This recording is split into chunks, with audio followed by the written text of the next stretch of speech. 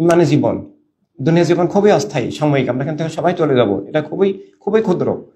এখানে আমাদের দায়িত্ব পালন, আল্লাহ হাবিবের হয়ে বেঁচে থাকা, অস্তিত্ব রক্ষা করা, এরপর দায়িত্ব পালন করা, এটাই আমাদের মূল মিশন, এটাই প্রেমের আপনত্বের সত্যিকারের পরিচয়।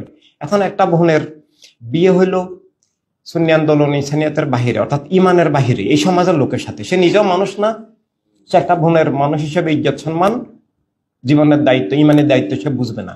সেই ঈদে আজমের শহীদ দিবসের মিছিলে তাকে আসতে দিবে না, সে তাকে তার ব্যক্তিগত ব্যবহারের পাত্র হিসাবে বন্দী করে রাখবে, তার ঘর পরিবার দিবে না। তো জীবনটা রুদ্ধ হয়ে গেল। এভাবে মানে বাতিল বিয়ে করার থেকে আনমেরিড থাকা ভালো, গার্মেন্টসে চাকরি করে চলাও ভালো, কাজের বুয়া হয়ে থাকাও ভালো। বাতিলের দাস জীবন বন্দী হয়ে যাওয়ার থেকে জীবন আল্লাহ হাবিবের জন্য আমার জীবন, আমি দিন মিল্লাত মানবতার সৈনিক। আল্লাহ দিন মিল্লাত মানবতার সৈনিক হলেই বাতিলের বিরুদ্ধে সংগ্রাম, হক কায়েমের, খেলাফত ইনসানিয়াত কায়েমের, আসল ইসলাম জীবিত করার সংগ্রামে আমি থাকলেই আল্লাহ হাবিবের হবে। নাহলে আমি আল্লাহ হাবিবের দাবি করলেও বললেও এগুলা ভুয়া, এগুলোর কোনো মিনিং নাই।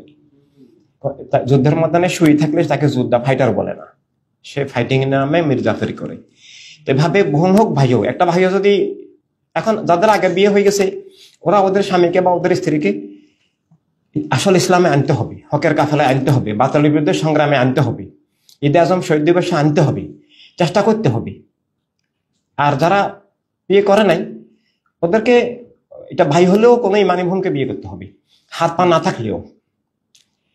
ইমান সবকিছুর আগে, বাহ্যিক সবকিছুই পরে, বাহ্যিক কোনো কিছু থাক বা না থাক। মানে গতকাল আমাদের একটা বোনের চিটাগাঙ্গে সেদিন বিয়ে হয়েছে, ওর এসিড মেরে শত্রুরা ওর মুখ ঝলসিয়ে দিয়েছে, কিন্তু একটা ভাই ওকে বিয়ে করেছে। এই ভাইটাকে আল্লাহ রহমত করুক, এই বাহ্যিকতা দেখে নাই। তো এভাবে এটাই মানে জীবন। পৃথিবীর ওই যেগুলোকে একবারে বিশ্ব সুন্দরী বলে, তার চেয়ে ওই সুন্দর যদি ইমানের দৃষ্টি, এটাই সুন্দর জীবন, ইমানে জীবন। দুনিয়া জীবন খুবই অস্থায়ী, সাময়িক। আমরা এখান থেকে সবাই চলে যাব, এটা খুবই খুবই ক্ষুদ্র। এখানে আমাদের দায়িত্ব পালন, আল্লাহ হাবিবের হয়ে বেঁচে থাকা,